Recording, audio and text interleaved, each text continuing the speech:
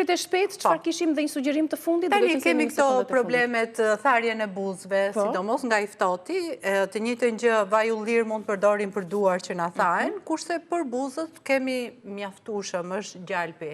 Gjalpi mundësisht të jetë jo ai kripuri, ai gjalpi i ëmbël që i themi ne.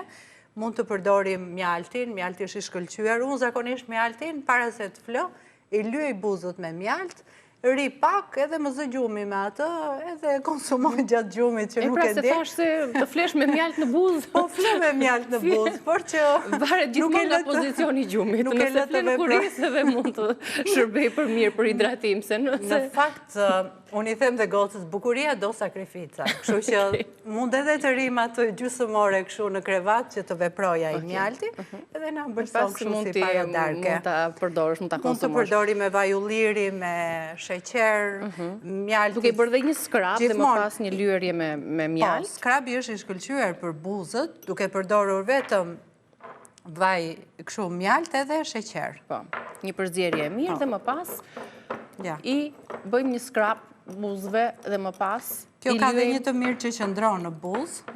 Në gjithë, sepse është gjithëse. Mjaltin besoj e kemi gjithë të mirë në shtëpi.